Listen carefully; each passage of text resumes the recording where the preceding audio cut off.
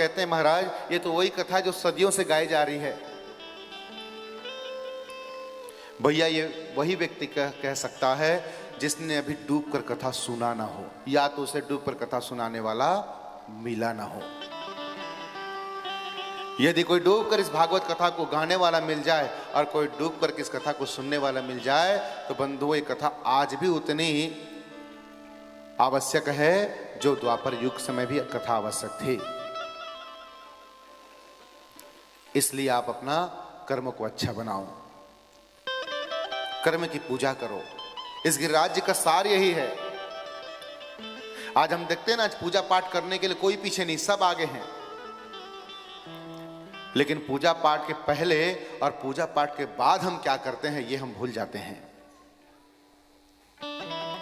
इसलिए कर्मों का अच्छा बनाओ। एक दृष्टांत मुझे याद आया, कह दूं। एक राजा था और उस राजा के 3 बेटे थे और राजा ये विचार करता था कि मेरे बाद ये राजगद्दी मैं किसको दूं। और ये निर्णय लेना उसके लिए बड़ा कठिन था कि बड़े को दूं कि मंझले को दूं कि छोटे को दूं। जब कोई बात समझ में नहीं आई तो राजा अपने गुरुदेव के पास गया तो गुरुदेव ने एक सुंदर तरकीब बताया और राजा ने अपने 3 बेटे की परीक्षा लिया। उसने 3 बेटे को बुलाया और सबके हाथों में 1,000 रुपया दे दिया और कहा, देखो मैं शाम को तुम सबके महल में आऊंगा, तुम 1,000 रुपया लो और अपने महल को तो है भरो। अब किससे भरोगे, तुम्हारी टेंशन।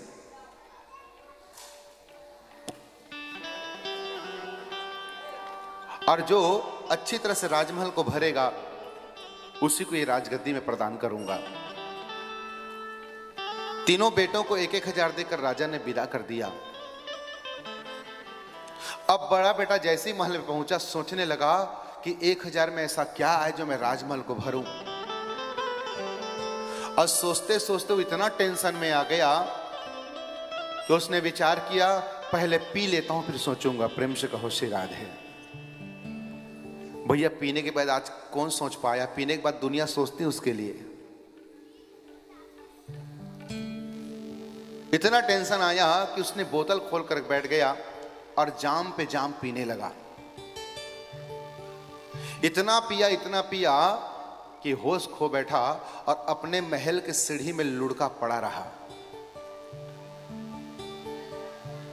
उसे होश नहीं कि मैं कहां हूं, क्या कर रहा हूं।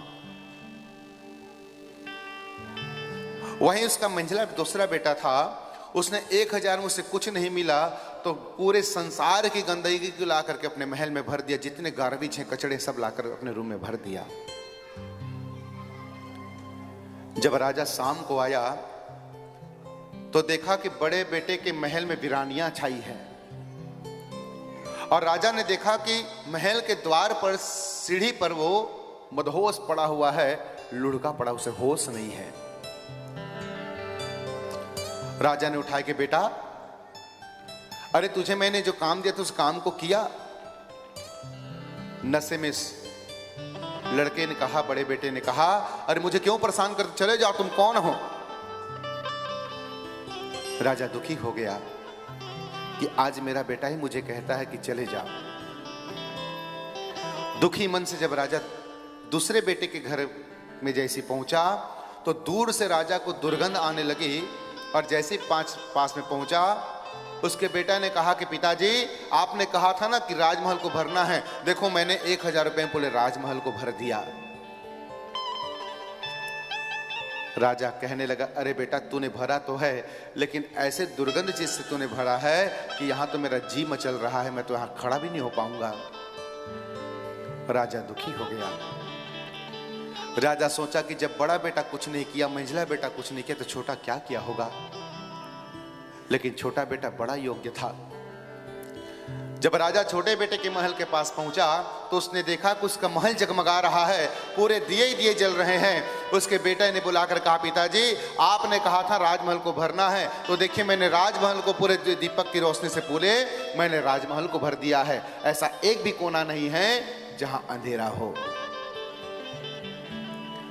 अब हमने ये कथा तो सुन ली कि राजा थे, 3 बेटे थे, एक शराब में डूब गया, एक कचड़ा भर लिया और एक दीपक जला लिया। लेकिन ये राजा कोई और नहीं, राजा परमात्मा है। और ये 3 बेटे कोई और नहीं, हम सब जीव हैं। और ये महल कोई और नहीं, हमारा शरीर है। परमात्मा ने ये शरीर रूपी महल दिया है, लेकिन आज किसी ने संसार के नशे में, न जाने नाना प्रकार के नशे में अपने जीवन को बर्बाद कर रखा है। और कुछ ने तो लोभ मोह क्रोध की आंधी रूपी कचड़े से अपने महल भर लिया है। लेकिन सच्चा भक्त वही है जिसमें अध्यात्म के दीपक जला करके अपने शरीर को जो है सत्संग में आकर के अध्यात्म दीपक से भर लिया। वही सच्चा और सच्चा परमात्मा का बेटा है, वही सच्चा और सच्चा पुत्र है।